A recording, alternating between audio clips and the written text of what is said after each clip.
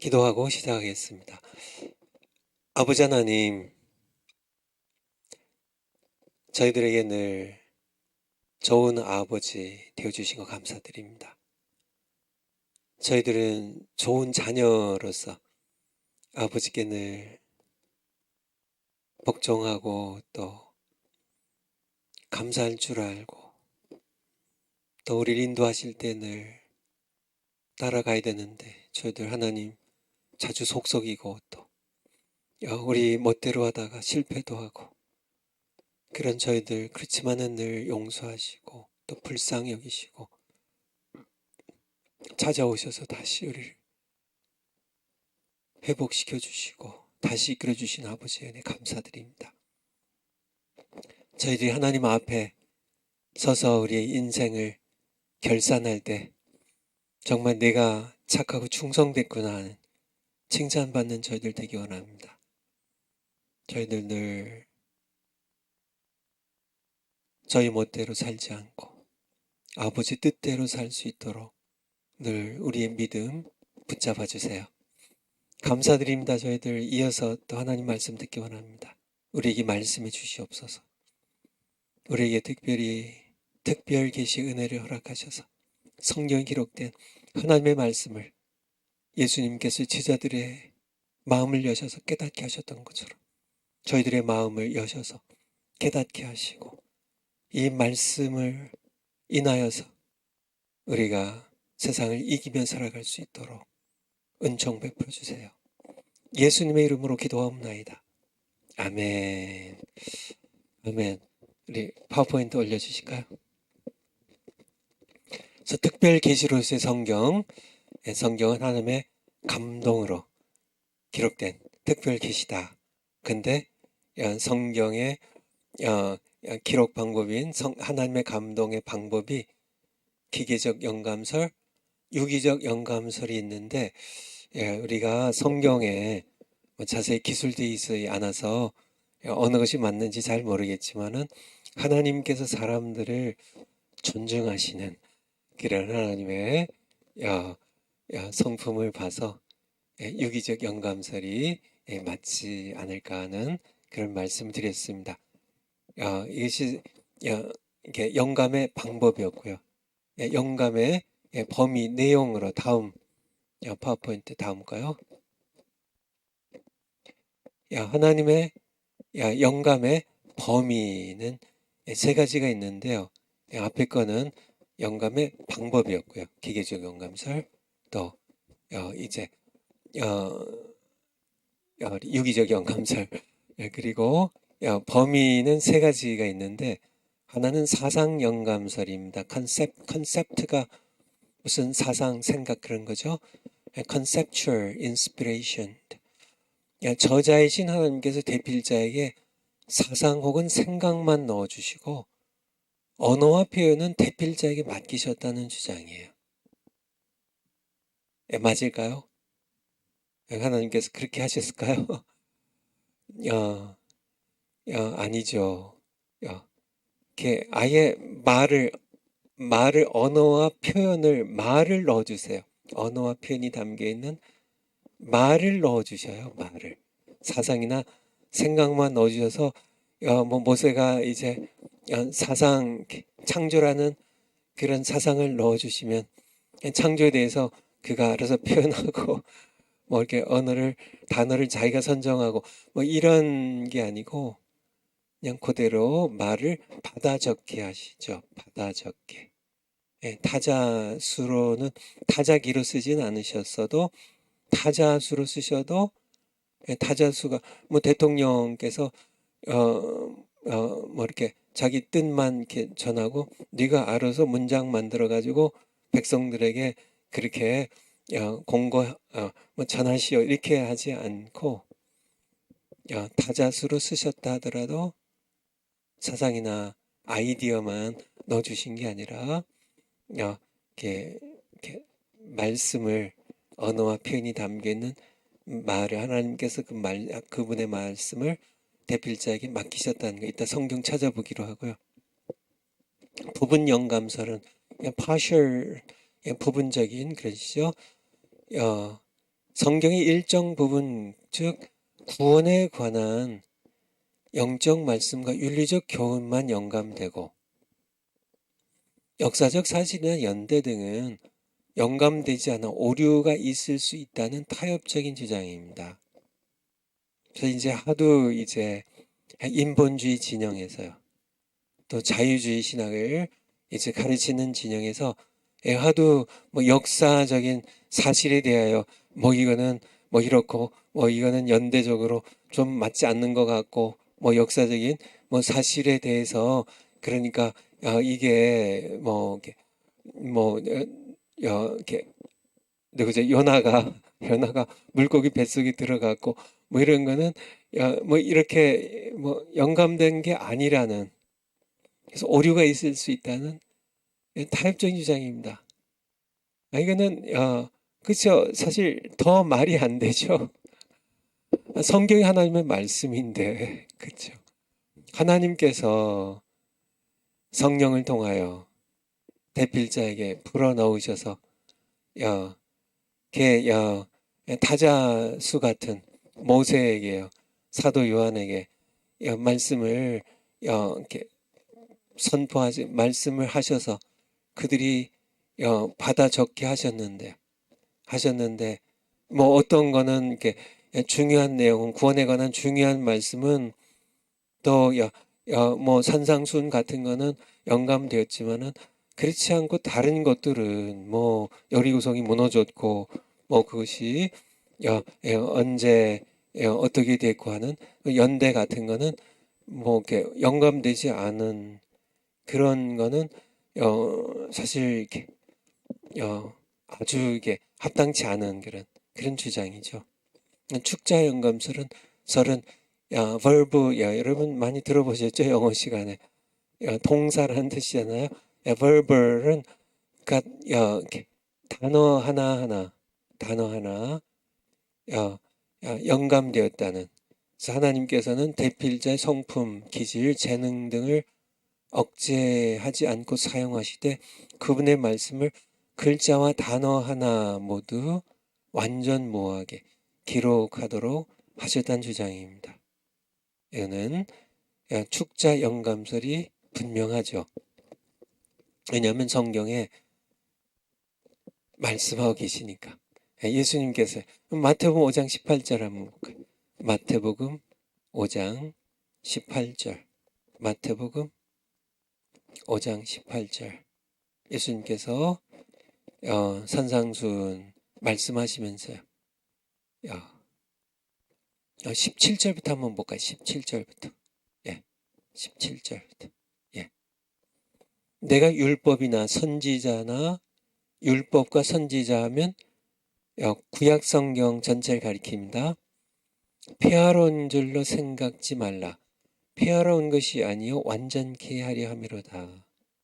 18절에 진실로 너희에게 이르노니 천지가 없어지기 전에는 율법의 1.1획이라도 반드시 없어지지 아니하고 다 이루리라. 이 말씀 정확하게 나와 있는 거죠. 율법에 정말 단어 하나하나뿐만 아니라 1.1획도 다 하나님의 말씀이기 때문에 천지가 없어지기 전엔 이것이 다 이룬다는, 천지가 없어진 한이 있어도 하나님의 말씀은 없어지지 않는다는, 이것이 부분적으로 영감되었다면, 어떤 거는 하나님께서 영감하신 말씀인데 어떤 거는 이게 영감되지 않았다고 하면은 하나님의 말씀과 인간의 글이 섞여 있는 거잖아요. 그렇다면 그쵸, 인간의 글은 꽃이, 그러니까 풀이 시들고 마르고 꽃이 떨어지는 것처럼 인간의 말은 전부 떨어지고 시드는데, 그렇다면 정말 이 천지가 없어지기 전에는 이 말씀처럼 결코 그러니까 부분적으로 영감돼서 사람의 말과 하나님의 말씀이 함께 기록되었거나 아니면 사상 영감설로 아이디어만 하나님의 것이지 사진 표현이나 언어는 다 사람이 썼다는 그런 주장들은 사실 예수님의 말씀 앞에 모두 용도 폐기가 돼야 되겠죠. 그렇죠. 예레미야 30장 1절, 예레미야 구약성경 램 30장 1절, 30장 30장 1절. 여호와께로서 말씀이 예레미야에게 임하여 이르시니라. 이스라엘 하나님 여호와께서 이같이 일러 가라사대 내가 네게 이른 모든 말을, 사상이 아니에요. 아이디어가 아니에요. 내게 이른 모든 말을 책에 기록하라. 그래서 그냥 모든 하나님의 말씀, 그냥 이 예레미야가 자기가 알아서 그냥 언어와 표현을 쓴 게 아니고 그냥 하나님께서 예레미야에게 하신 말씀을 그냥 모든 말씀을 빠지지 않고 하나하나 모두 그대로 문자 글자리까지 그대로 모든 말씀을 책에 자기가 그냥 뭐 이렇게 편집한 게 아니고요. 그냥 그대로 기록한 겁니다. 모든 말을 책에 기록하라고. 그래서 예레미야서가 나온 거예요. 36장에 예레미야, 같은 예레미야 36장 1절에도 36장 1절에 유다왕 요시야의 아들 여호야김 4년에 여호와께로서 예레미야에게 말씀이 임하니라. 사상이 임한 게 아니에요. 그냥 말씀이 임하니라. 가라사대 2절에 너는 두루마리 책을 취하여 내가 네게 말하던 날, 곧 요시야의 날부터 오늘까지, 그러니까 요시야 그때 부르심 받았죠. 요시야 왕 통치 시절에 부르심 받아서 이제 요시야의 아들들이 통치하는 그 오늘까지 이스라엘과 유다와 열방에 대하여 내가 네게 이른 모든 말을 그것에 두루마리 책에 기록하라. 3절에 유다 족속이 내가 그들에게 내리려고 한 모든 재앙을 듣고 각기 악한 길에서 돌이킬 듯하니라. 그리하면 내가 그 악과 죄를 사하리라. 4절에 이에 예레미야가 느리야의 아들 바룩을 부르매 바룩이 예레미야의 구전대로 여호와께서 그에게 이르신 모든 말씀을 두루마리 책에 기록하니라. 이것이 성경이에요. 여호와의 입에서 나온 모든 말씀입니다. 사상이 아니고요. 생각이 아니에요. 부분적으로 예레미야가 자기 생각을 적은 게 아니고요. 성경에 기록된 예레미야는 그리고 모든 성경은 하나님께서 선지자에게 사도에게 성령을 통해서 이르신 모든 말씀 그대로 적은 거기 때문에 축자영감설이 맞다는. 출애굽기도 한번 볼까요? 출애굽기 24장 4절. 출애굽기 24장 4절.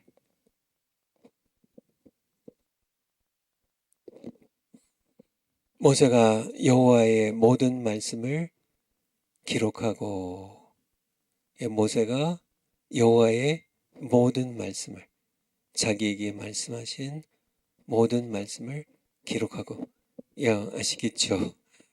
그래서 나온 것이 출애굽기고요. 모세오경이고 또한 성경 66권입니다. 여호와께서 모세에게 선지자들에게 사도들에게 하신 말씀을 그대로 모두 기록한 것이 바로 성경입니다. 파워포인트로 갈까요? 파워포인트로.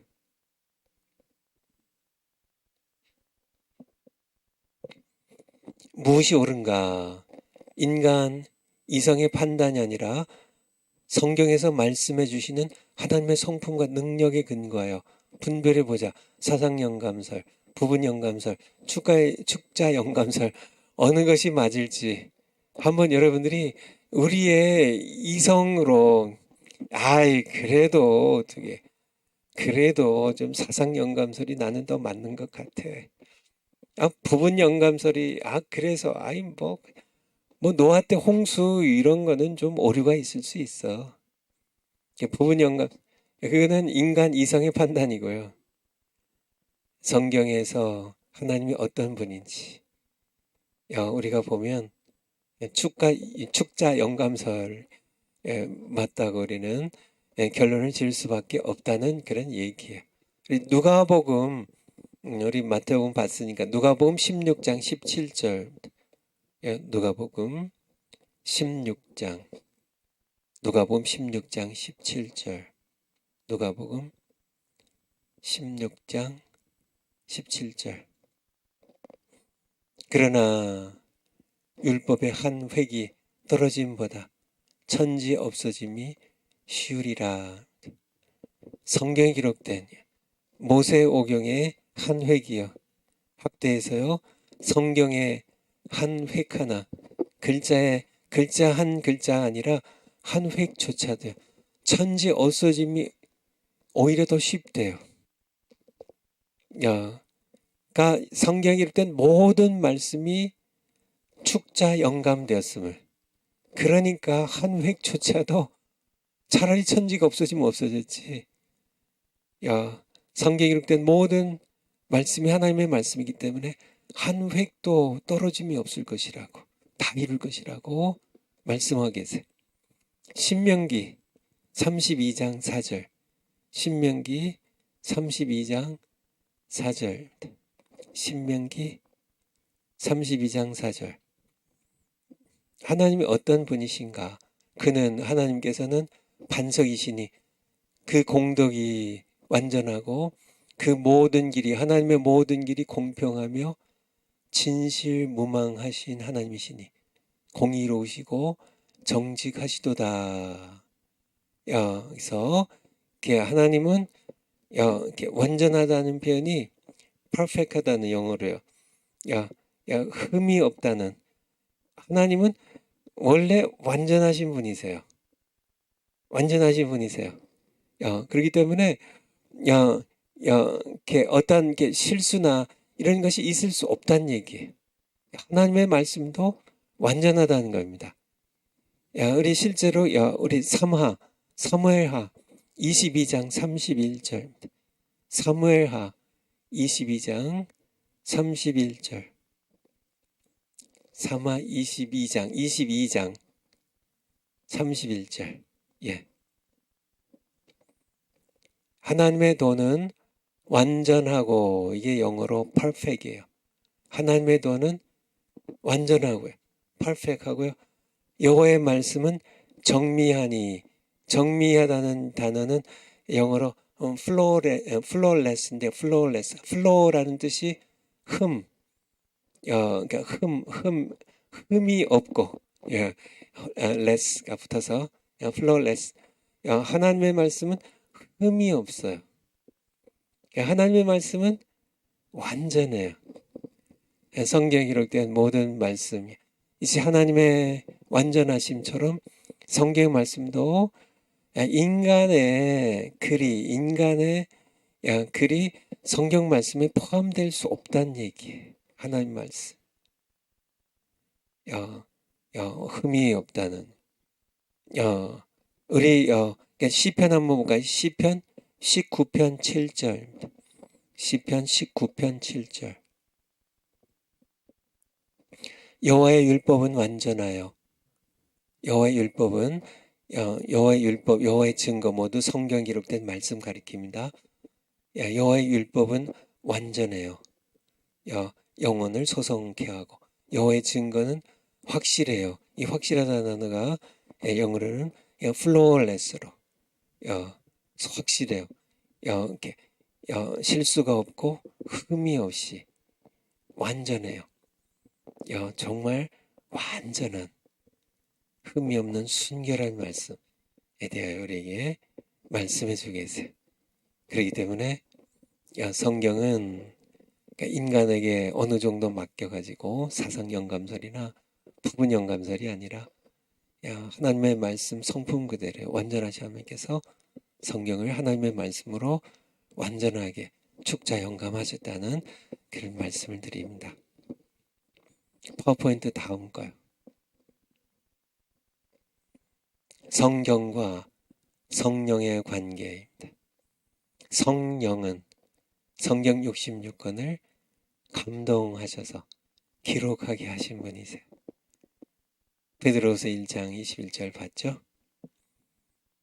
두 번째, 성경을 기록하게 하신 성령은 또한 성경에 기록된 진리와 교훈을 바르고 온전하게 깨닫고 해석하게 하시는 분이세요. 그러니까 성령은 성경을 기록하게 하신 분이고요.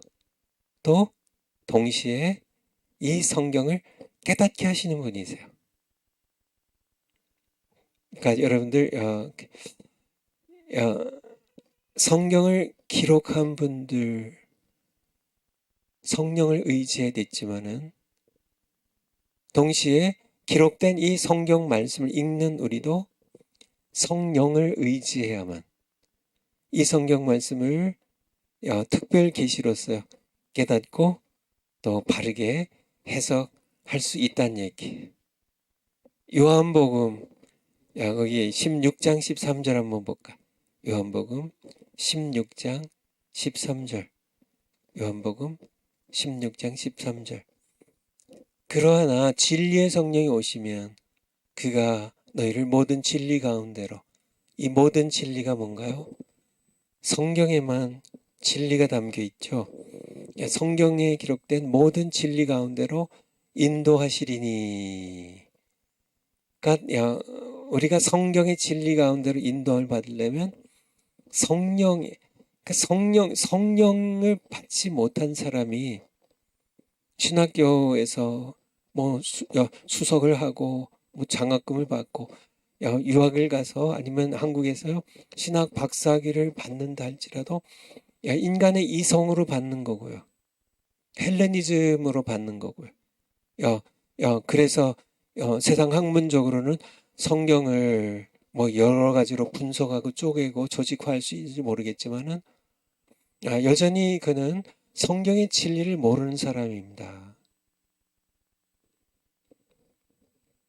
성경은 성령의 감동으로 기록되었을 뿐만 아니라 그렇게 기록된 성경 말씀은 성령께서 오셔서 인도해야만 성경의 진리 가운데로 진리의 성령이 인도하셔야만 비로소 성경의 진리에 우리가 도착해서 성경의 진리를 깨달을 수가 있어요. 14장 26절도 한번 맞아볼까요? 요한복음 14장 26절. 14장 26절. 보혜사 곧 아버지께서 내 이름으로 보내실 성령, 그가 너희에게 모든 것을 가르치시고 내가 너희에게 말한 모든 것, 성경에 복음서에 기록되어 있죠. 생각나게 하시고 그것을 가르치시는 분이세요. 성령님께서는 우리의 선생님이세요. 진리의 영이세요. 성령님 없이 성경 읽는다는 것은 그거는 무모한 일입니다. 무모한 일이에요. 요한 1서도 한번 다시 한번 볼까요? 요 1, 2장 27절. 요 1, 2장 27절. 27절. 너희는 주께 받은 바 기름 부음이 너희 안에 거하나니 아무도 너희를 가르칠 필요가 없고 오직 그의 기름 부음이 모든 것을 너희에게 가르치며, 이 기름 부음이 살아계신 분이에요. 가르쳐요. 누굴까요? 성령이시죠. 너희는 주께 받은 바 기름 부음 받은 성령이 부어주신 성령이 너희 안에 거하나니 아무도 너희를 가르칠 필요가 없고 오직 그의 기름 부어주신 성령께서 모든 것을 너희에 가르치며, 성경의 진리 누가 가르쳐요? 성령께서 가르치시고 또 참되어 거짓이 없으시니 너희를 가르치신 그대로 주 안에, 성령께서 가르치신 그대로 주 안에 거하라고요. 그러니까 우리가 우리가 모두 성령의 기름 부음이 나를 그러니까 성령께서 나를 가르치시게 하신 것이 가장 좋고요. 그렇지만은 우리가 성령의 기름 부음을 성령을 통하여 가르침을 잘 받지 못하는 그러한 성도들은 적어도 성령의 기름 부음을 받은 목사님에게, 성령의 기름 부음을 받은 그런 교사에게, 그런 신학자에게 배우셔야 돼요. 그렇죠. 그런데 성령 기름 부음이 없는 그런 신학 박사나 교수나 목사님에게, 교사들에게 배운다면요. 그것은 그렇죠. 성경의 진리를 배운 것이 아니라 헬레니즘적으로 성경을 분석하고 쪼개고 그런 헬레니즘적인 그런 방식으로 요리한 하나님의 말씀을 요리한, 그래서 결국은 특별 계시가 없는 일반 계시로서 인간의 지성적인 지식만, 성경에 관한 인간의 지성적인 지식만 쌓는 그런 공부밖에 될 수가 없어요. 그렇게 해서 성경이 그게 단줄 착각하지만은 전혀 아닙니다.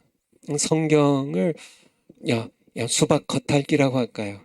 아니면 성경을 인간의 차원에서만, 인간의 이성의 깊이, 정말 헬레니즘의 그 깊이로만 성경을 요리하고만, 성경의 생명은 다 제거되고 인간의 지성적인 그런 지식만 그렇게 배우는 것에 불과하다는 얘기. 그걸 가지고도 또 교수도 하고 그거 가지고 목사님으로 설교도 하시는 분들이 많지만은 그것은 인간을 성경에 관한 지식은 줄 수 있지만은 죽은 영혼을 살리고 정말 그 영혼을 거듭나게 해서 그저 썩어질 시로 되는 것이 아니에요. 썩지 아니할 시 하나님의 살아있고 항상 있는 말씀으로, 성경이 기록된 말씀을 하는데 그렇게 하는 분이 바로 성령이시라는 거예요. 성령. 우리가 성경 읽을 때도 우리가 그냥 인간의 이성, 지성으로만 읽지 마시고 기도하고 하나님께 성령께서 나를 가르치셔서 내가 진리를 깨닫게 하시고, 진리를 깨달을 때 내 영혼이 살아나고 정말 꿀송이 같은 하나님의 말씀 먹으면서 이 말씀이 내 삶을 변화시키고 내 삶, 정말 세상의 악한 그런 죄악의 세력들을 내가 이 진리 말씀으로 우리가 정말 무너뜨리고 물리치고 수많은 영혼들을 예수님께로 구원해내는 그런 진리의 등대 역할을 감당할 수 있게 될 겁니다. 우리 파워포인트 한번 다시 올려주실까요?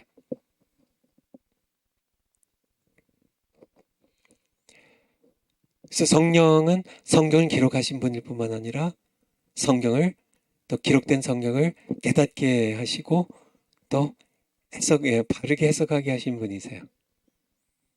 세 번째, 그러므로 성경에 관한 모든 논쟁, 신앙에 관한 모든 논쟁, 신학에 관한 모든 논쟁, 교리에 관한 모든 논쟁을 결정 지으실 분은 성령이시란 얘기예요.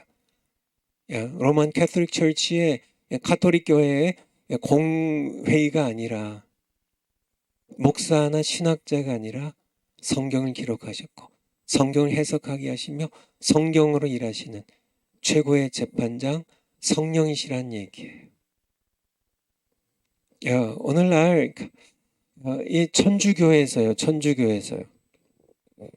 한 가지 예를 들어서 교황 무오설 맞는 거예요? 교황 무오설이 맞아요? 교황이나 정말 이 공회의에서 결정하는 모든 천주교의 결정이 오류가 있을 수가 없어요. 천만에요. 엄청난 오류, 정말 엄청난 오류를 지난 천 몇백 년 동안 범하고 지금도 범하고 있으면서요. 그쵸? 실수투성 인간이요, 인간. 교황은 인간입니다. 결코 오류가 없는 예수 그리스도와 예수 그리스도의 복음과는 그런 존재가 아니에요. 교회는 그리스도의 몸인 교회는 인간으로 구성되어 있어서 오류투성이에요. 성령이 결정하시는 겁니다. 성령께서. 성령은 삼일체 하나님의 삼위되신 하나님이시잖아요. 그분이 결정하신 거죠.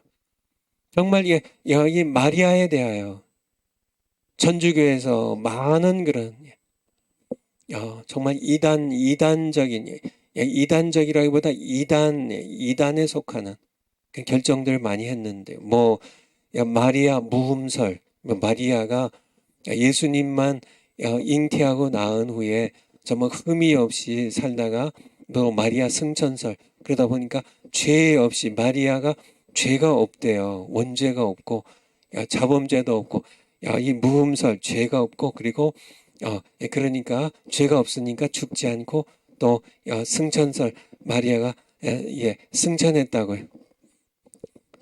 성경에 있어요. 전혀 없는 겁니다. 다 어디서 결정해요? 자신들의 공회에서 결정하는 거예요. 말도 안 되는. 그래서 마리아가 하늘나라에서 정말 주님을 뵙기가 송구할 만큼 정말 왜들 그렇게 해요? 마리아는 가브리엘 천사를 통해서 수태고지를 받을 때 내가 아들 낳으린 그 이름 예수라 하라고 가브리엘 천사를 통해서 하나님의 말씀을 전해드릴 때 참여 그가 계집종이오니 그 말씀대로 이루어지다 하는 내게 이루어지다 하는 그런 고백을 한 정말 정말 믿음이 있고 선한 그런 귀한 여성 맞습니다. 하지만은 그 이상은 아니에요. 그는 그냥 사람이에요. 평범한 여성입니다. 하나님께서는 그렇게 평범한 여성을 들어서 귀족들, 왕의 딸들, 왕후들, 뛰어난 사람들 부끄럽게 하시는 분이세요. 이 마리아 고백하자는 계집종이오니 주의 말씀이 내게 이루어지이다. 그렇게 그것이 더도 아니고 덜도 아닙니다. 마리아를 그렇게 이방 종교에서 여신들이 있잖아. 이방 종교에 헬라 신화에 로마 신화에 세상의 종교들의 여신인 것처럼 마리아를 여신으로 높여가지고 숭배하는 게 이건 전부 악한 범죄입니다. 우상숭배예요. 우상숭배. 예수님께서는 그걸 미리 아셨어요. 마태복음 12장 한번 볼까요? 마태복음 12장 46절. 마태복음 12장 46절. 예수께서 무리에게 말씀하실 때 그 모친 마리아와 동생들이 예수께 말하려고 밖에 섰더니 한 사람들이 많이 모여 있으니까요. 근데 예수님 이제 마리아와 모친과 동생들이 예수님을 만나려고 찾아왔는데요. 예수께서 그러면 예수님 그러니까 내 어머니를 내게로 모시고 와라 그렇게 하든지 아니면은 직접 이제 무리들 해치고 어머니께 가든지요. 둘 중에 하나를 해야 되는데 그래야 예의잖아요. 그래도 낳아주신 어머니인데 근데 그렇게 하질 않아요. 예수님께서 예수께 여쭤오되 보소서 당신의 모친과 동생들이 당신에게 말하려고 밖에 섰나이다. 구경하러 온 게 아니라 당신 만나서 예수님께 말하려고 지금 밖에 섰나이다. 근데 사람들 때문에 지금 못 들어오고 있습니다. 그때 예수님께서는 말하는 사람에게 대답하여 가라사대 누가 내 모친이며 내 동생들이냐 하시고 49절에 손을 내밀어 제자들을 가리켜 가라사대 이들이 바로 내 모친이고 내 동생들을 보라. 이들이라고 나의 모친과 나의 동생들을 보라. 50절에 누구든지 하늘에 계신 내 아버지 뜻대로 하는 자가 내 형제요, 내 자매요, 내 모친이니라 하시더라. 예수님께서 왜 이렇게 하셨을까요? 예수님께서 그래도 낳아주신 어머니를 존중하는 마음이 없어서 그럴까요? 그건 아니죠. 그건 아니죠. 그런데 예수님께서는 미리 내다보신 거죠. 자신을 이제 하나님의 아들인 자신이 세상에 올 때 육신적으로 자기를 낳아주신 어머니라고 해서 사람들이 나중에 여신처럼 섬길까 봐 하나님 걸 미리 아셨던 거예요. 예수님 미리 아셨던 거예요. 그래서 아니라 여기에서 분명하게 보여주신 거죠. 내 모친은 섬김을 받을 그런 어떤 여신도 아니고 어떤 특별하게 그렇게 어떤 뭐 죄가 없이 무음설, 뭐 승천설, 뭐 이런 그런 존재가 아니라고. 그가 한 여성으로서 존중을 받아야 되지만은 그러나 그것보다 더 중요한 것은 하늘에 계신 내 아버지 뜻대로 행하는 그들이 모두 내 형제 자매고 내 모친이라고 그렇게 예수님께서는 분명하게 선언하셨던 겁니다. 마태복음 1장 25절 한번 볼까요? 마태복음 1장 25절. 아들 낳기까지 마리아가요.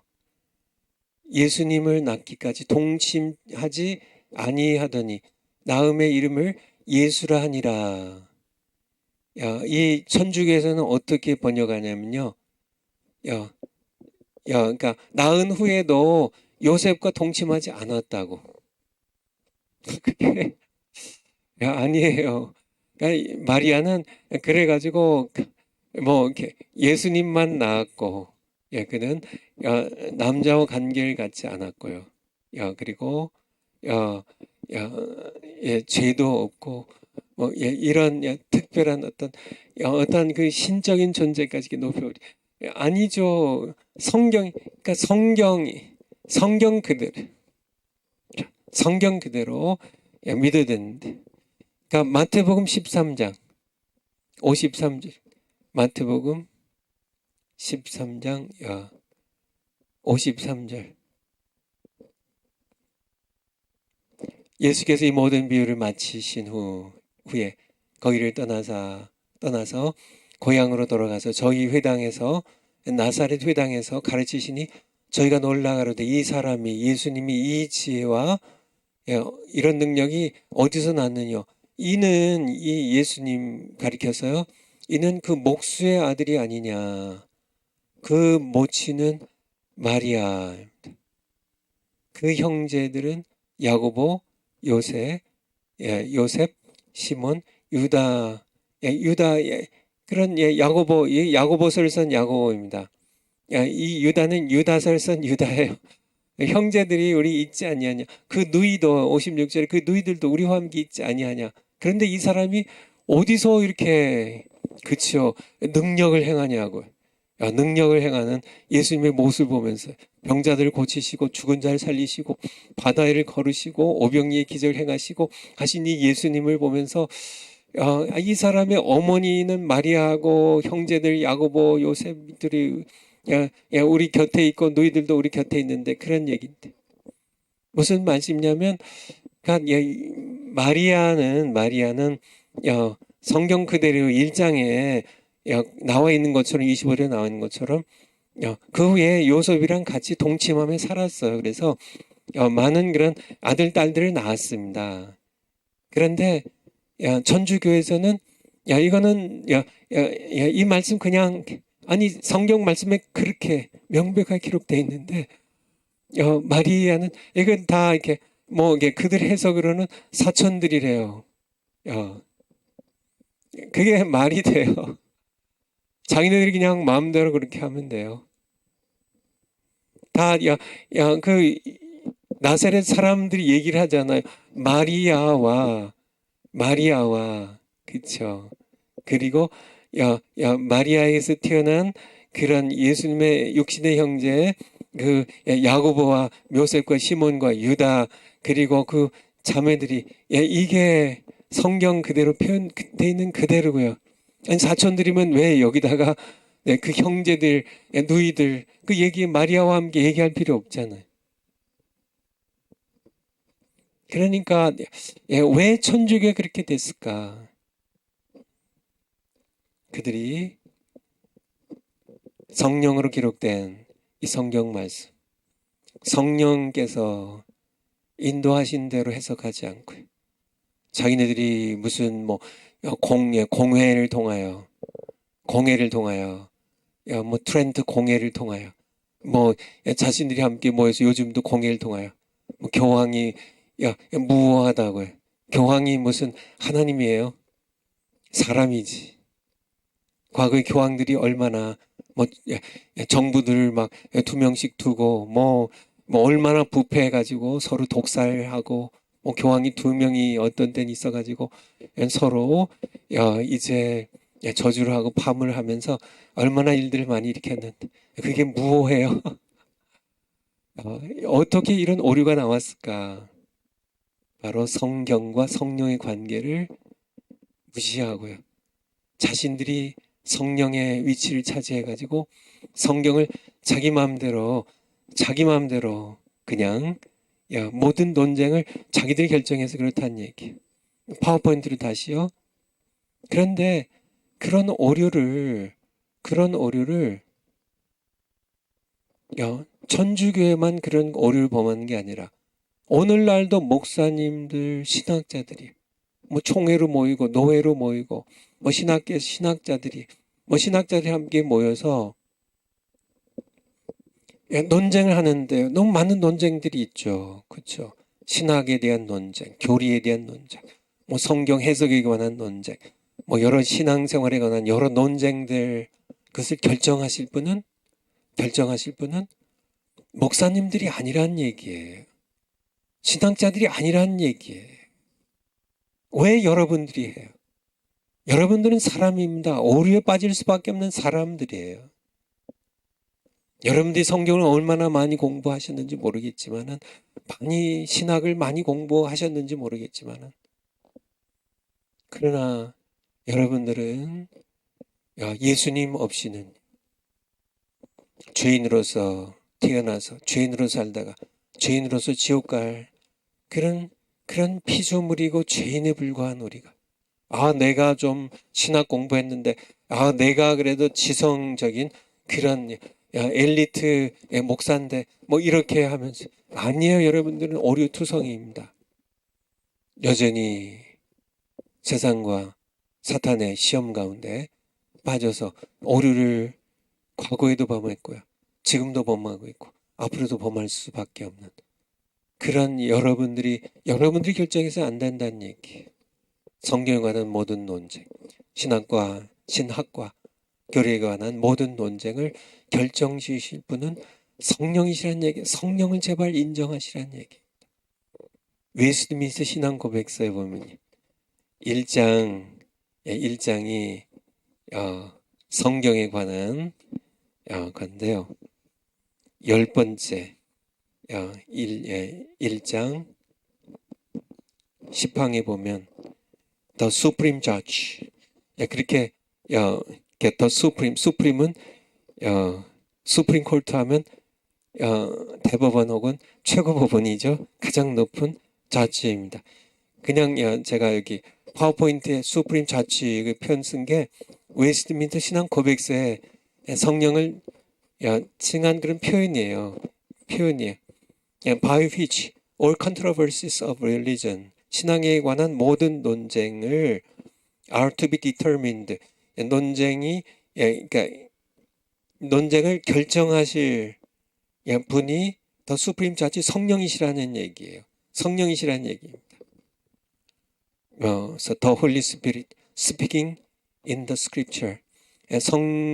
성경, Scripture 성경 안에서 말씀하시는 the Holy Spirit 성령 최고 재판장께서 우리 신앙에 관한 모든 논쟁을 결정하실 분이다. 바로 웨스트민스터 신앙고백서 1장 10조에 나와 있는 내용입니다. 그러니까 우리가 모든 논쟁이 있어서 뭐 총회에서 성경 해석에 관한, 신학에 관한, 교리에 관한 논쟁이 있을 때 사람들이 결정하지 말고 성령께서 인도하신 대로 성경을 가지고 성령께서 결정하시도록 기다릴 줄 알고요. 기도할 줄 알고, 그리고 성령께서 인도하실 때 깨달을 줄 알고, 그래서 그 길로 나아가는, 이것이 바로 우리의 바른 자세예요.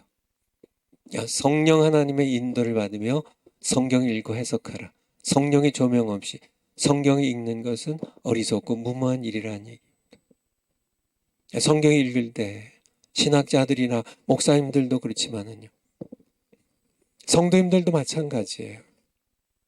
성령 하나님의 인도를 받으면서 성경을 읽어야 돼요. 특별히 목사님들은 더 큰 책임이 있죠. 성령 하나님의 인도하심을 받아 성령을 읽고 해석하여 설교를 하셔야죠. 그렇지 않으면 맹인이 맹인 인도하는 꼴이 됩니다. 성령 하나님의 인도하심 받기요. 늘 영적으로 깨어서 기도해야 되고요. 늘 하나님의 말씀을 읽고 묵상하면서 성령의 인도하심에 민감하게 복종할 줄 아는 그런 목사님들이 되시기를 간절히 축원드립니다. 또 이 일을 위하여 우리 성도님들도 목사님들을 위하여 기도 많이 하셔야 돼요. 성도님 한 분이 잘못 가면 그만 망하지만요, 목사님 한 분이 자기 마음대로 가면 그 교회 성도들 전체가 다 망해요. 목사님들의 책임이 크죠. 정말 성령님의 인도하심 따라 성경을 읽고 또 깨닫고 설교한 목사님들 될 수 있도록 그렇게 많이 기도해 드려야 될 것입니다.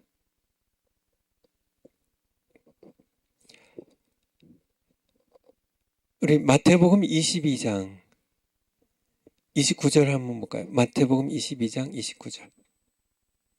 예수님께서 십자가 지시기 전에 이제 바리새인들도 오고 사두개인들도 오고 하는데, 이제 사두개인들이 와서 예수님께 부활을 믿지 않았죠. 사두개인들은. 그래서 부활을 믿지, 사두개인들도 그렇고 바리새인들도 그렇고 전부 다 그러니까 유대인들, 당시 이스라엘 하나님의 백성들을 이끌던 지도자들인데요, 그들이 부활을 안 믿어요. 그때 이제 예수님께서 대답하여 가라사대 너희가 성경도 하나님의 능력도 알지 못한 거로 오해하였도다, 이렇게 말씀하신대. 그러니까 왜 사두개인들이 성경을 깨닫지 못했을까요? 그들은 아브라함의 후손입니다. 그들은 대대로 그들은 구약 성경을, 모세 오경도요, 선지서도 성문서도 다 갖고 회당에서 늘 낭송을 했어요. 안식일마다 그들은 함께 모여서 성경을, 모세 오경을, 신명기를 낭송하고 이사야서를 낭송하고 함께 듣고 이 말씀을 늘 가까이 했던 그들인데요, 왜 성경을 오해했을까요? 그리고 하나님의 능력을 왜 알지 못했을까요? 그 이유는 바로 그들이 결국은 그러니까 하나님의 성령으로 기록된 책이기 때문에요, 성령을 의지하지 않았다. 성령을 무시했던, 그렇게 오늘날도 마찬가지입니다. 사두개인이 될 수밖에 없고요, 바리새인이 될 수밖에 없어요. 성경을 아무리 많이 읽는다 할지라도 부활도 믿지 않고 그렇게 될 수밖에 없어요. 우리가 성령을 의지해야만 사도행전 28장 25절 28장 25절 서로 맞지 아니하여 흩어질 때 지금 사도 바울이 1차 투옥 기간입니다. 로마에 유대인들의 유력한 사람들을 초청했는데요. 결국은 이렇게 이 사람들이 이렇게 받아들이지 않아서 흩어질 때 바울이 한 말로 일러 가로되 성령이 선지자 이사야로 너희 조상들에게 말씀하신 것이 옳도다. 무슨 얘기인가요? 그러니까 모든 구약 성경을 오해한 사두개인들도 오해하고요. 사도 바울이 1차 투옥 기간에 로마에 있을 때 찾아온 유대인들도 오해하고 오해할 수밖에 없었던 것. 이걸 그러니까 믿지 못할 수밖에 없는 그런 것은 바로 성령이 선지자들에게 이렇게 선지자들 통하여 성령이 말씀하신 것이죠. 이사야 선지자를 통해 성령이 너희 조상들에게 말씀하신 그 말씀들 그대로 너희가 듣기는 들어도 듣지 못하고 깨닫지 못한다고. 왜냐하면 성령으로 말씀하신 것은 성령으로 깨달아야 되니까요.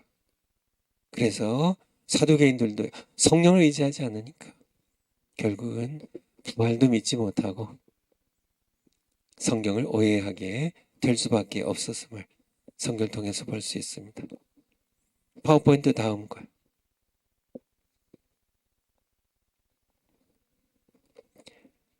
성경은 하나님의 말씀입니다.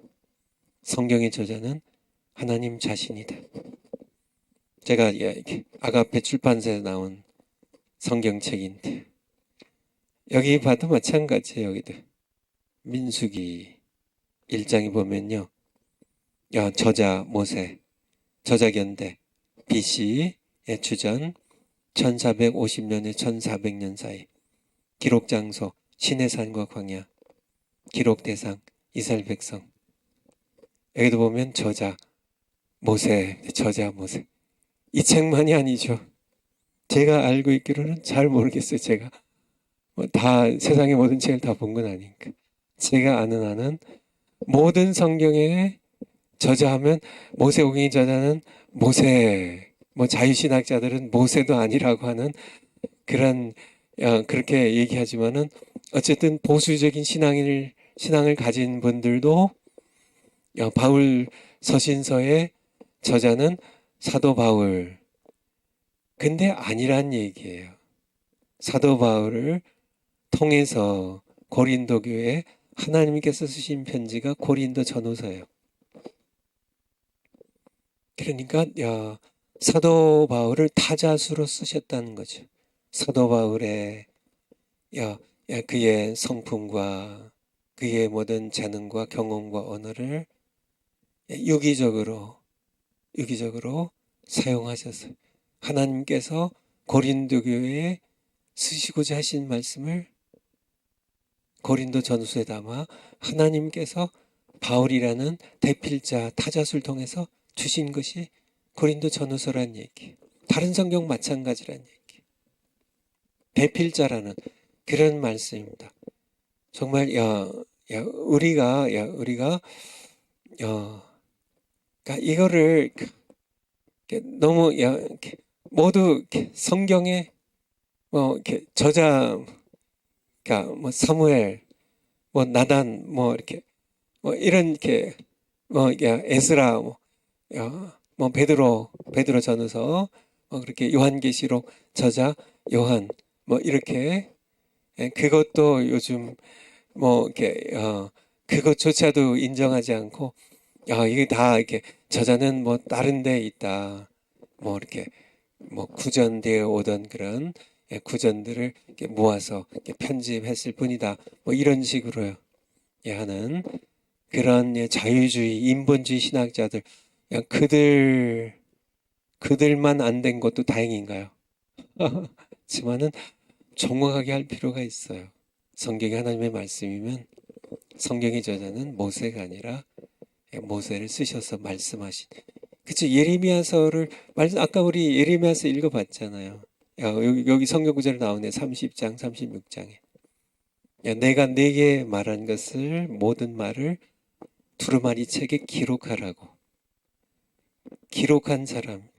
또 예레미야가 또 바룩에게 이렇게 바룩에게 이렇게 이제 하나님의 말씀을 이제 읽어서 이제 쓴 바룩이 이제 실제로 펜으로 했는데, 바룩이 저자도 아니고요, 예레미야가 저자도 아니고, 그 말씀의 소유자는 하나님께서 예레미야에게 말씀하셨고, 예레미야가 이제 입으로 말을 구술을 해서 바룩이 직접 적었어도, 바룩이나 예레미야가 아니라 하나님께서 저자라는 사실을 우리는 분명하게 알아야만 됩니다. 그래서 대필자들이에요, 그들은. 출애굽기 20장 12절 한번 볼까요?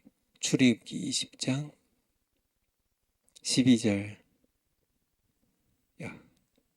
20장 12절. 내 부모를 공경하라. 그리하면 너희 하나님 나 여호와가 내게 준 땅에서 내 생명이 길리라. 십계명이에요. 십계명의 5계명입니다. 5계명에 네 부모를 공경하라. 이게 누구 말씀인가요? 누구 말씀인가요? 하나님의 말씀이죠. 모세를 통해서 하나님께서 21장 17절, 출애굽기 쭉 내려가세요. 21장 17절. 21장 17절. 그 아비나 어미를 저주하는 자는 반드시 죽일지니라. 공경하는데, 십계명의 5계명으로 네 아버지와 어머니를 공경하라. 그것의 연장선에서요, 아버지나 어머니를 저주하는 자는 반드시 죽일지니라. 누구의 말씀이에요? 모세의 얘기인가요? 아니죠. 하나님의 말씀이죠. 하나님의 말씀을 모세가 기록한 거죠. 그것을 우리 마태복음 15장으로, 마태복음 15장 3절. 마태복음 15장 3절. 대답하여 가로되 너희는 어찌하여 너희 유전으로 하나님의 계명을 범하느냐. 너희 유전은 이건 유대 랍비들의 탈무드, 미시나 뭐 이런 것들입니다. 게마라. 이렇게 너희들의 유전으로, 탈무드, 미시나, 랍비들의 성경에 대한, 모세 오경에 대한 해석들이에요. 근데 이거를 예수님께서는 사람의 전통이라고, 사람의 계명이라고 얘기해요. 그러니까 탈무드는 사람 요즘 신학책이나 뭐 주석책이나 다 사람들의 전통이에요. 너희 유전으로 하나님의 계명을 범하느냐. 4절에 하나님이 이르셨으되 네 부모를 공경하라.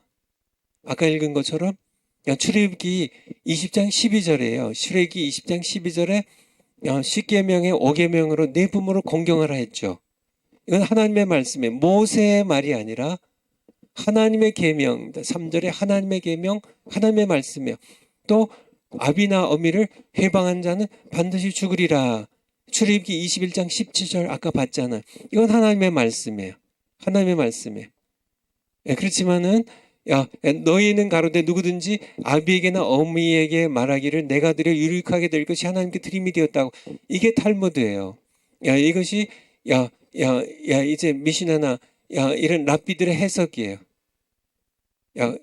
이렇게 하면 하기만 하면 6절에 그 부모를 공경할 것이 없다요.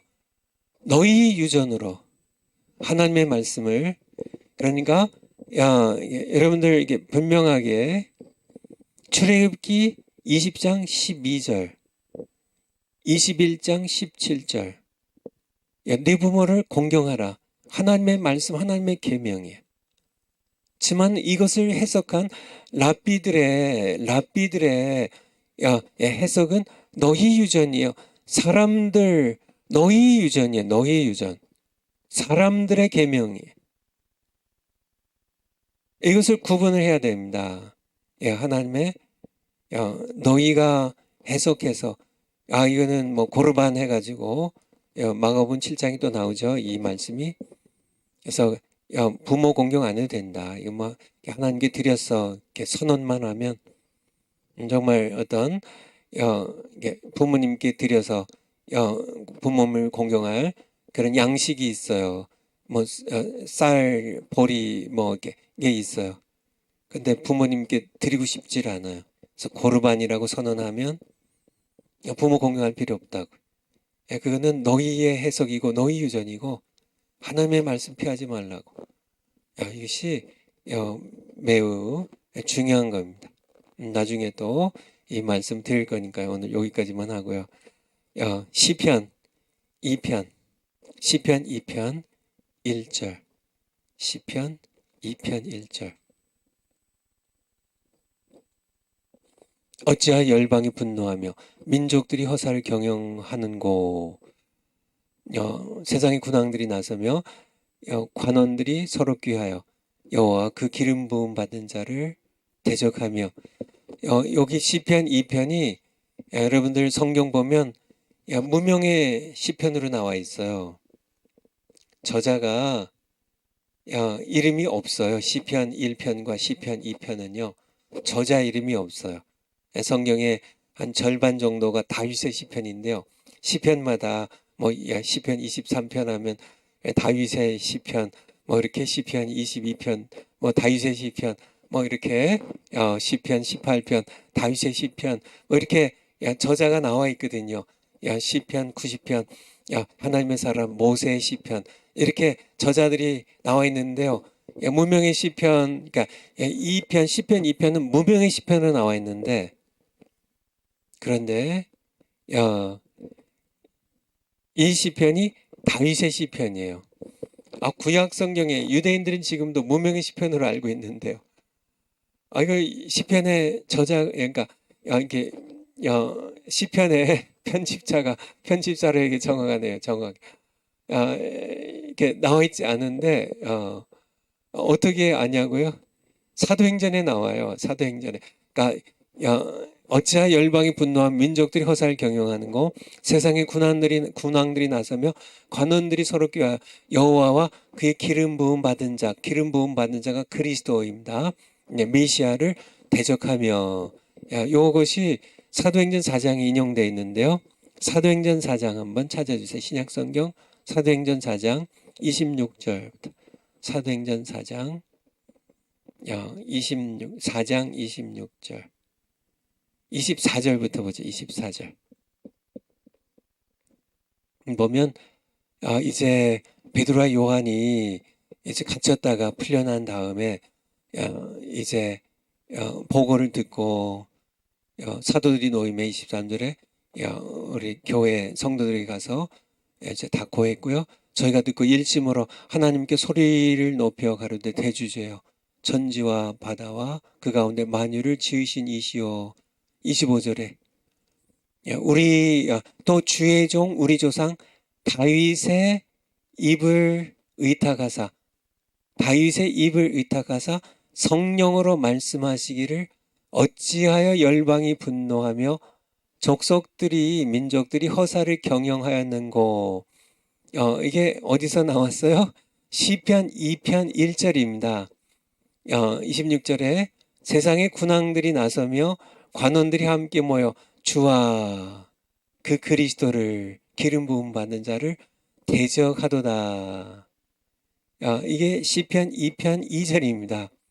그래서 이게 무명으로 되어 있지만은 이렇게 이 시편이 다윗의 시편이는 다윗을 통해 말씀한 시편임을 우리가 알 수 있게 되죠. 우리 성경 구절 다시 한번요. 그것 봤던 거.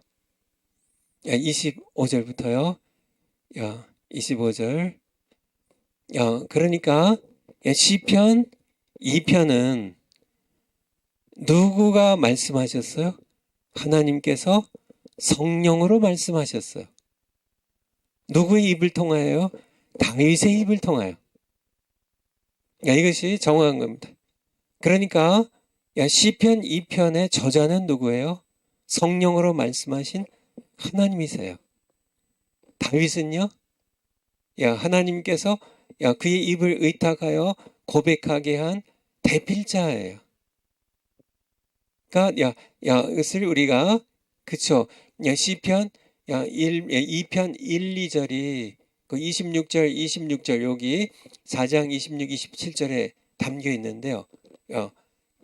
아니 27절 28절에 담겨 있는데 아니 25절 26절에 담겨 있는데 이 성경은 시편 2편은 하나님의 말씀이란 얘기. 인간의 다윗이 저자가 아니라 다윗의 입을 의탁하셔서 타자수처럼 쓰셔서 하나님께서 말씀하신 것임을 여러분들에게 다시 한번 강조해서 말씀드립니다. 파워포인트로 갈까요? 파워포인트로. 그래서 내게 성경은 하나님의 말씀인가 아니면 사람의 글인가? 앞서 처음 시작할 때 말씀드린 것처럼 매우 중요해요. 이 질문에 대한 나의 대답이 내 신앙과 사역의 모든 것을 결정해요. 나의 대답은 무엇인가? 많은 사람들이 그냥 이렇게 확실하게 하지 않고 그냥 어정쩡하게 그냥 하나님의 말씀이지 하면서 실은 사람의 글처럼 생각하면서 성경을 읽어요.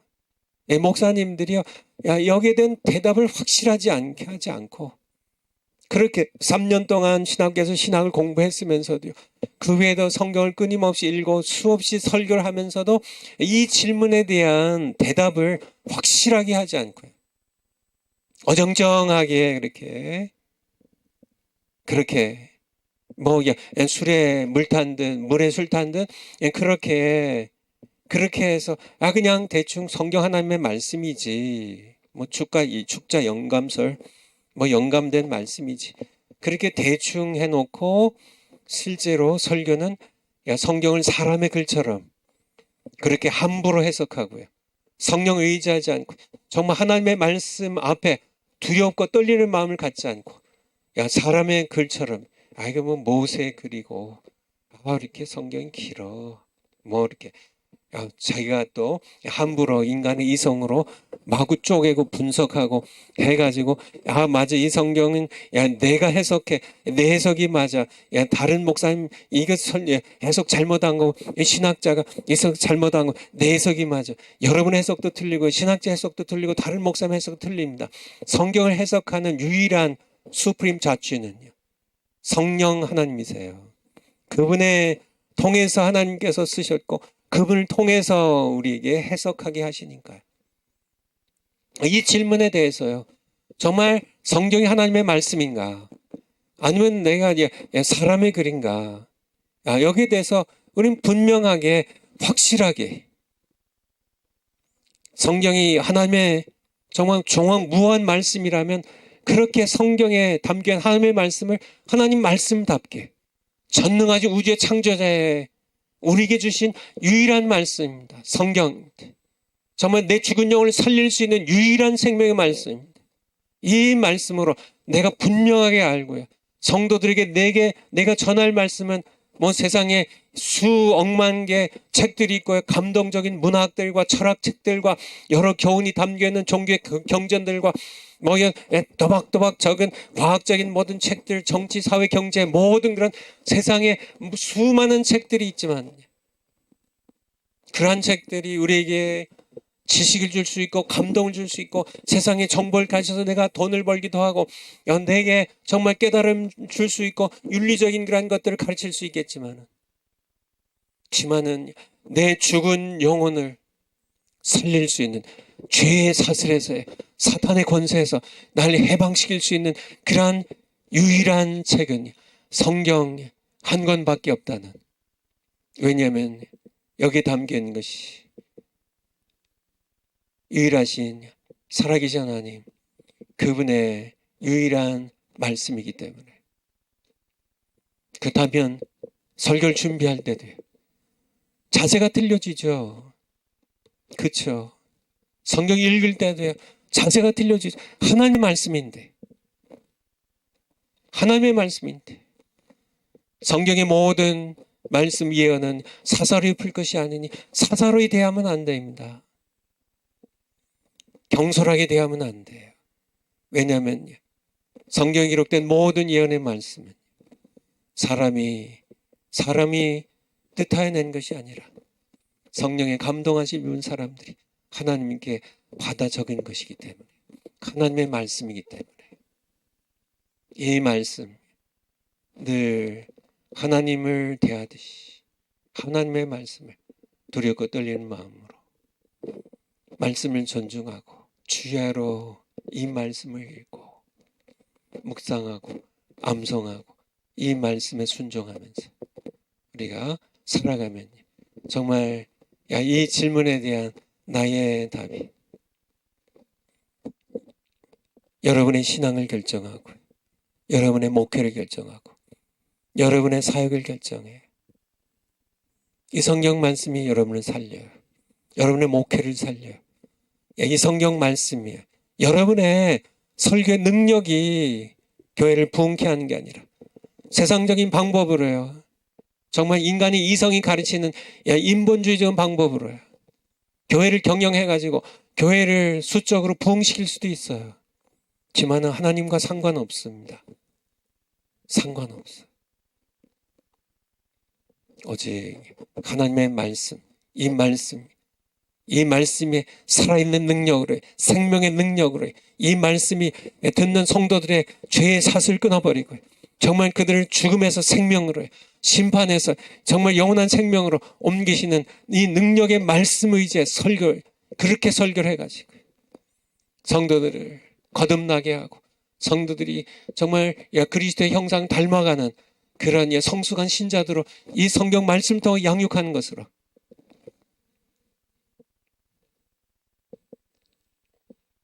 목회를 하고 설교를 할 때 여러분의 목회가 달라지고 부흥이 안 될 수가 없죠. 그렇죠. 세상에 목마른 영혼들이 있습니다.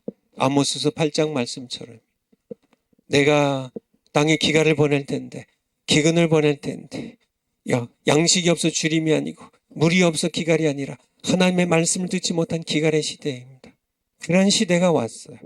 하나님의 말씀 정말 인간의 어떤 여러 가지 이성이 만들어낸 여러 가지 설교들, 그저 성경은 그저 슬쩍 하나 읽어놓고 자신들이 만들어낸 여러 설교들로 세상이 범람한.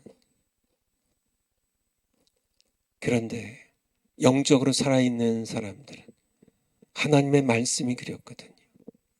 하나님의 말씀을 사모하거든요. 목마르거든요. 굶주리거든요. 이리 비틀 저리 비틀 말씀을 듣기 위해 찾아 헤매는 영혼들이 여러분의 교회에 모이게 될 겁니다.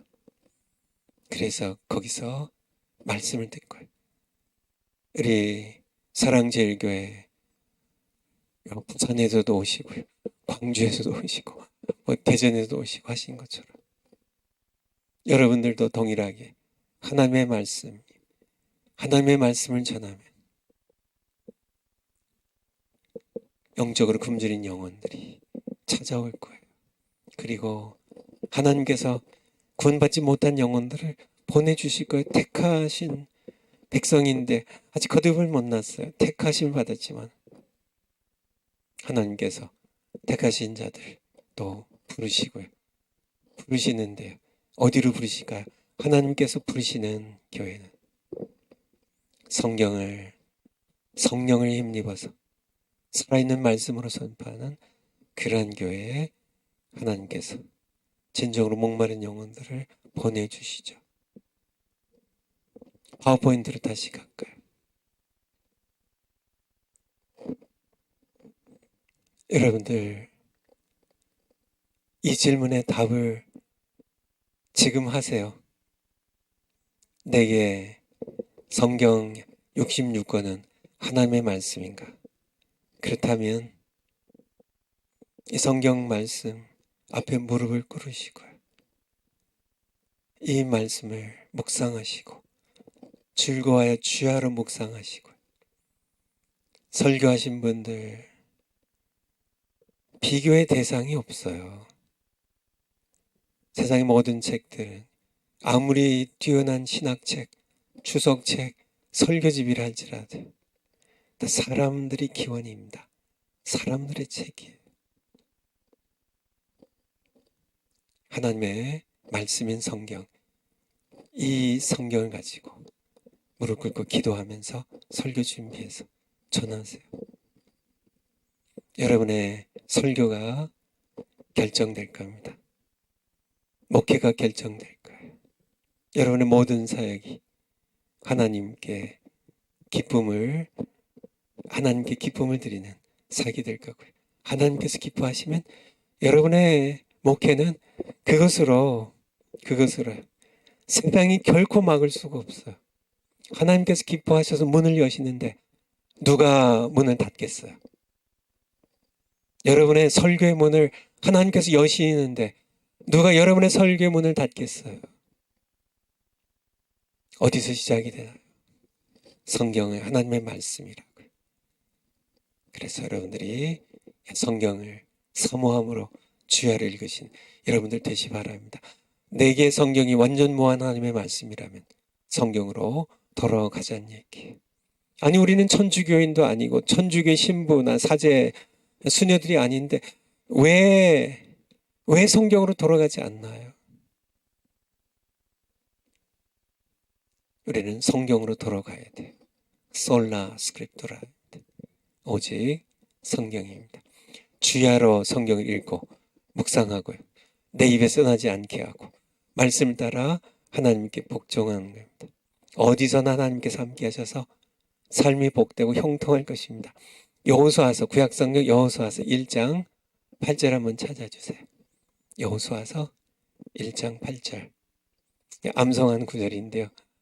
1장 8절. 이 율법책을 내 입에서 떠나지 말게 하며, 율법책 토라, 모세가 남긴 창세기부터 신명기 이 율법책을 사실 확대하면 성경 66권을 내 입에서 떠나지 말게 하며, 입에서 떠나지 말게 하면 제가 강조하지만은 성경은 눈으로만 읽는 게 아니라 눈과 입으로 읽는 겁니다. 입으로, 입에서 떠나지 말게 하며 주야로 그것을 묵상하여 주야로 밤낮으로 그 가운데 기록한 대로 다 지켜 행하라. 왜요? 하나님의 말씀이니까. 다 지켜. 요거는 좀 마음에 안 드니까 빼고. 그게 아니라 다 합니다. 부모를 공경하라고 했으면 고르반 해가지고 뭐 이렇게 뭐 사람들의 계명을 따라서 하나님의 말씀, 그렇게 할 수 없는 게 성경에 기록된 거 하나님의 말씀이에요. 하나님의 말씀이에요. 다 지켜 행하죠. 그리하면 어떻게 될까요? 내 길이 평탄하게 될 것이라 내가 형통하리라. 9절에요. 내가 네게 명한 것이 아니냐. 그 다음 절이요. 9절. 내가 네게 명한 것이 아니냐. 마음을 강하게 하고 담대히 하라. 두려워 말며 놀라지 말라. 네가 어디로 가든지 네 하나님 여호와가 너와 함께 하느니라 하시니라. 어떻게 그렇게 될까? 여호와의 율법책을 내 입에서 떠나지 않게 하고 이것을 주야로 묵상하고 그 가운데 있는 것을 다 지켜 행하면, 그렇게 되면 우리 길이 평탄하게 되고요. 형통하게, 여러분의 목회가 평탄하게 되고 제 간증입니다. 그 정말 이렇게 목회가 얼마나 힘든데요. 목회가 아마 평균 내 가지고 가장 힘든 데가 어딜까요? 한국이 아니라 선교지가 아니라 미국 같아요. 제가 이렇게 한국 교회에서 자랐고요. 선교지도 많이 다녀와 왔지만은 미국만큼, 왜냐하면 미국의 이민간 우리 한인 교포들은 전부 자기의 주관들이 뚜렷한 분들이에요. 그렇지 않으면 한국에 남아있죠. 개척자 정신이 강한 자들이고요. 똑똑한 자들이고요. 많이 배운 자들이고, 더욱이 또 미국의 성도님들은 신앙의 연조가 짧아요. 왜냐하면 그립기 때문에 전부 직장 나가도 그렇고 미국 천지에 다 영어만 쓰는데 한국말을 그리워요. 한국 사람들, 한국말하고 한국 음식 먹는, 김치 먹는 한국 사람들이 그리워요. 그래가지고 그냥 그 사람들이 갈 때 가야 어디 가도 그렇게 사람들이 모이는 데가 없으니까 교회로 모이거든요. 그러니까 그냥 이 사람 저 사람 다 교회로 와가지고 전부 그러니까 신앙의 연조가 짧아요. 한국은 보통 이게 3대, 4대, 5대 막 그렇게 신앙생활을 계속 이어받아 가지고 교회에서 자라고 믿는 가정에 자라고 그런 사람들이 주로 교회에 나오는데 미국은 그렇지 않거든요. 그런데 그렇게 똑똑한 사람들, 정말 지기 싫어하는 사람들 이런 주관들이 뚜렷한 그런 사람들, 이런 사람들이 교회에 모이는데 더욱이 신앙적인 훈련도 받지 아니한 사람들이 그저 한국인 그립고 한국 음식 그리워가지고 나와가지고 거기서 신앙생활들을 그냥 뭉쳐서 하는데 얼마나 말들도 많고 일들도 많고 교회 어떤 분위기가 안 잡히니까 또 그런 사람들 가운데 돈 좀 많이 벌고 또 봉사하는 또 열심히 봉사하는 사람들이 권사도 되고 안수집사님 되시고 장로도 되셔서 이렇게 해서 그게 자기가 성경 다 알고 교회를 다 아는 것처럼 그렇게 정말 성경도 모르고 성경도 오해하고 정말 성령의 기름 부음도 없고 성령도 모르고 하는 사람들이 장로 되시고 심지어는 목사님도 되시고 그런 교회가 오죽하겠어요. 오죽하겠어요. 정말 제가 언젠가 말씀드린 것처럼 미국에서 이렇게 보면 제가 목회하던 이 북가주 지역만 봐도요. 한국에서 그렇게 목회 잘하시던 목사님들이 미국 와가지고 정말 너무 죽수다가 그냥 한국 돌아갈 수도 없고 남아있을 수도 없고 그래가지고 그렇게 쓰러져 가신 목사님들이 부지기수입니다. 그런데요, 저는 사실 목회 경험도 없이 그냥 첫 담임 목회, 첫 시작이 아무 경험 없이요. 그냥 필라델피아 웨스트민스터 신학교, 그때까지 딱, 박사 과정 저신학으로요. 딱, 마치고, 그리고 바로 거기서, 목회 현장으로 딱 투입이 됐습니다. 길게 말씀드릴 수는 없고요. 그런데 여러분들 정말 미국에서 목회하신 목사님들은 뼈저리게 느끼시겠지만은 제 목회는 너무 평탄했어요. 제 목회는 형통했어요. 처음부터 끝까지. 이걸 어떻게 설명할 수 있을지 그쵸. 그렇게 속썩이는 분들, 신앙이 없는 분들, 똑똑하신 분들, 제가 언젠가 말씀드렸잖아요. 제가 세본 건 아니지만은 우리 성도님들이 세보고 저에게 말씀하시는데 저희 교회 안에만 미국에서요. 날고기는 그런 미국 대학교에서요. 공학 박사입니다. 공학 박사 학위를 받은 사람이 150명 정도 있다고 그렇게 얘기를 했으니까. 그러니까 세상 지식 과학으로는 정말 그러니까 정말 최고의 똑똑한 사람들이 모이는 곳에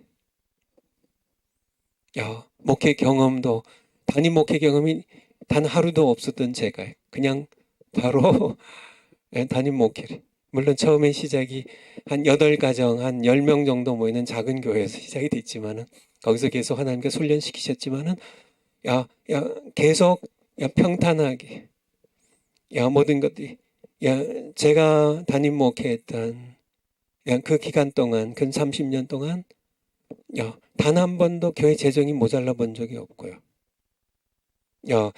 교회에서 어려움이 생겨가지고 제가 기도하러 보따리 싸가지고 기도원 가본 적도 없고요. 제가 정말 이렇게 기도하러 올라간 적은 있어도 교회 어려움이 있어서 그런 적이 없고요. 교회에 문제가 없었다는 얘기는 아니에요. 제가 기도하면서 해결하고요. 제가 해결 못한 일은 하나님께서 해결하시더라고요. 제가 감당할 수 없는 사람은 하나님께서 다 어디로 보내시든지 다 그렇게 하나님께서 해결해 버리세요. 길이 평탄하고 형통하는 어떻게 그렇게 됐을까요? 여러 측면에서 얘기할 수 있지만은요.